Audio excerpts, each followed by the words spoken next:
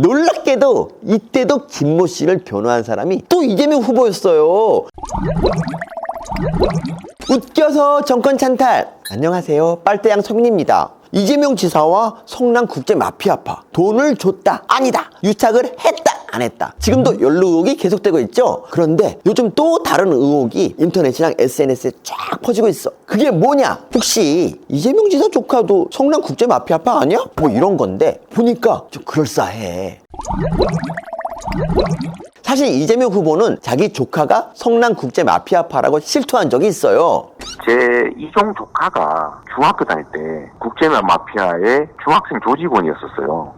이게 2018년 그것이 알고 싶다 인터뷰인데, 그래서 자기가 4번을 변호해줬답니다. 조카인데 어쩌겠어요. 근데 이거 말고, 이런 중학생 핏덩어리들 말고 다른 사건으로 지금 이재명 조카가 성남국제마피아파 아니냐, 이런 의혹이 나왔는데요. 그 사건이 뭐냐, 사실 이재명 조카가 사람을 죽였거든요. 그것도 2명이나. 맞아요, 이재명 조카 모녀 살인 사건이에요. 사건이 많이 끔찍한데 이해하는 데 필요하니까 사건 경위를 이 판결문 중심으로 좀 설명할게요. 사건은 2006년 5월 7일 벌어집니다. 당시 30살이었던 이재명 후보 조카는 집안에서 반대한다고 헤어지자고 요구하는 여친 집에 찾아갑니다. 미리 구입한 칼이랑 테이프를 들고요. 여친 아버지는 5층에서 뛰어내려 심각한 부상을 입고, 여친이랑 여친 어머니는 방으로 숨었는데 이 조카가 강제로 문을 열고 들어가서 각각 18회 19회씩 찔러서 사망케 합니다. 그래요, 당시 뉴스에 크게 나왔던 암사동 모녀살인 사건의 범인이 이재명 후보 조카예요. 이 조카는 현재 무기징역 받고 복역 중입니다. 이재명 후보는 이 사건 1심과 2심 변호사였어요. 조카인데 뭐 변호할 수 있죠, 혈육인데. 근데 이 김성수 살인 사건, 이때는 흉악범들 엄벌해야 한다던 분이 자기 조카 변호할 때는 심신미약을 주장했어. 말이 그때그때 달라. 뭐 이분 하는 일이 뭐 그렇지. 아무튼 조카 변호할 수 있습니다. 연좌제도 사라진 세상이고 살인범도 변호받을 엄연한 권리가 있으니까 이게 문제가 될 수는 없어. 그저 불행한 가족 사이일 뿐이죠. 그런데 이번 달 월간 조선에서 아주 흥미로운 기사를 냈어요.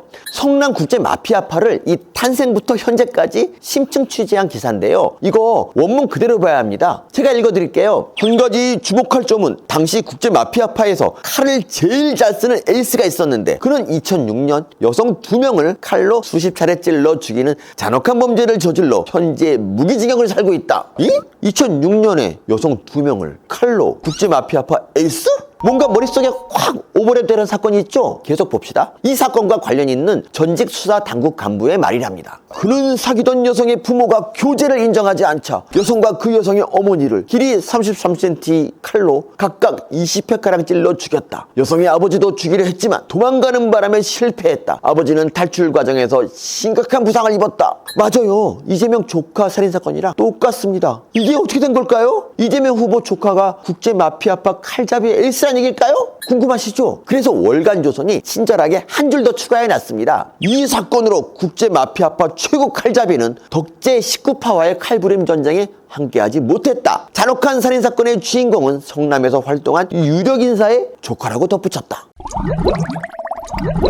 물론 월간조선은 성남국제마피아파 칼잡이 에이스가 이재명 후보 조카라고 밝히진 않았어요. 그냥 성남 유력 인사 조카라고만 했지. 가능성은 적지만 엄마랑 딸은 살해당하고 아버지는 도망가다 부상당한 살인사건이 2006년에 2건 있었을 수도 있잖아. 그래서 이 기사만으로 이재명 후보 조카가 성남국제마피아파 칼잡이 에이스라고 단정할 수 없습니다. 그런데도 사람들은 자꾸 의심을 해. 왜? 이 후보랑 성남국제마피아파 연루 의혹이 아주 클린하게 해소되지 않았거든. 국제마피아파랑 관련한 이재명 후보 해명이 납득이 되는지 한번 봅시다. 2007년 이재명 후보는 형사사건 변론을 하나 맡습니다. 집단 흉기상해, 협박, 감금 뭐 이런 죄로 기소된 이 김모 씨라는 사람인데, 이 사람이 이미 폭행죄로 전과가 있는 사람이었어요. 맞습니다, 국제마피아파예요. 이게 이재명 후보가 국제마피아파 변호했다고 논란이 된 사건입니다. 그래서 2018년에 그것이 알고 싶다에서 이걸 보도했어. 그때 이재명 후보가 뭐라고 해명했냐면요. 아니, 조폭이 아니라고 주장했다니까요. 가족들이 와서 저한테 이 가족은 선량한 시민인데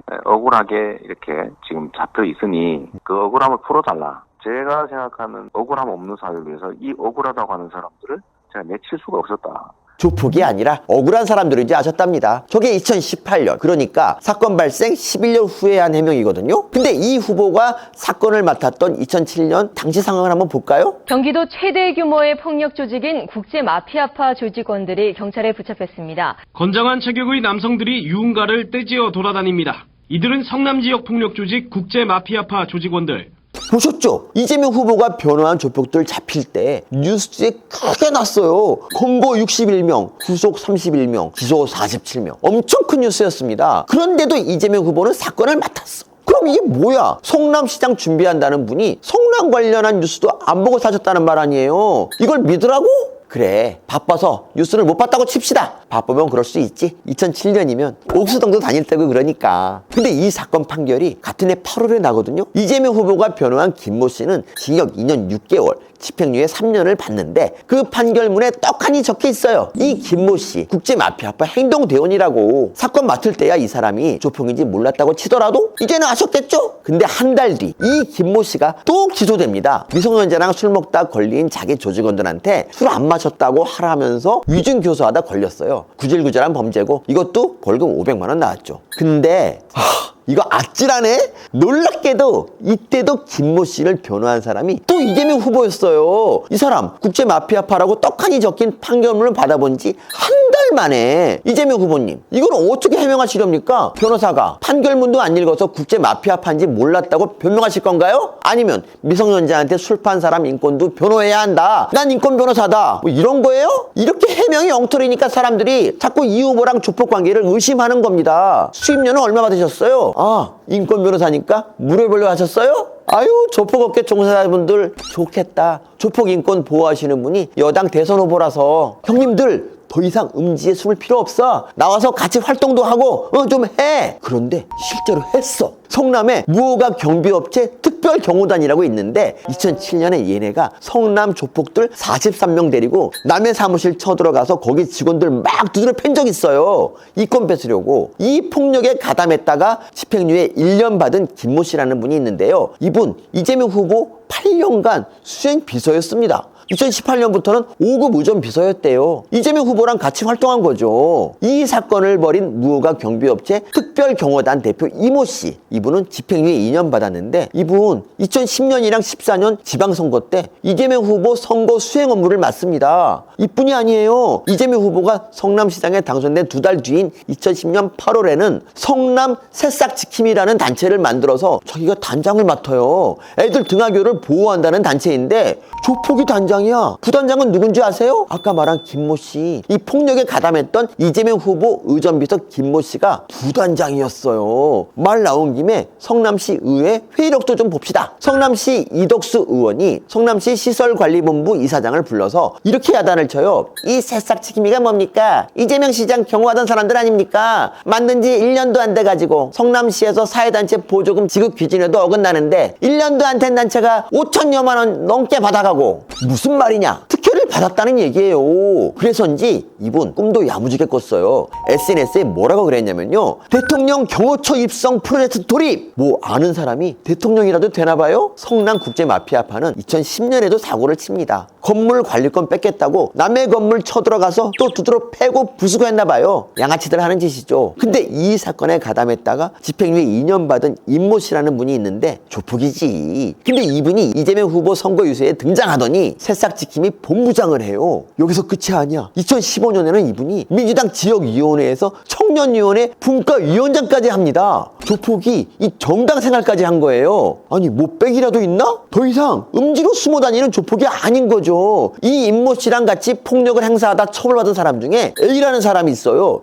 역시 조폭이지. 근데 이분도 음지로 다니지 않습니다. 민주당 사람들한테 엄청 비비고 다녔어요. 봐요. 은수미 시장 표정 좋죠. 이재명 후보 광화문에서 단식할 때는 나와서 경호도 했대요. 이분은 김병관 민주당 전 성남시 의원인데 보기 좋네. 그리고 결정적으로 이 A씨는 2007년 그러니까 성남 국제 마피아파 61명이 검거될 때 그때 같이 검거된 사람이에요. 이재명 후보가 변호해준 조폭이랑 공동 피고인이었던 거지. 그런데 그때 공동 피고인 중에 유명한 사람이 한 명 더 있어. 그 사람이 누구냐? 지금 이재명 후보랑 연루됐다고 논란이 되고 있는 바로 이준석 코마트레이드 대표입니다.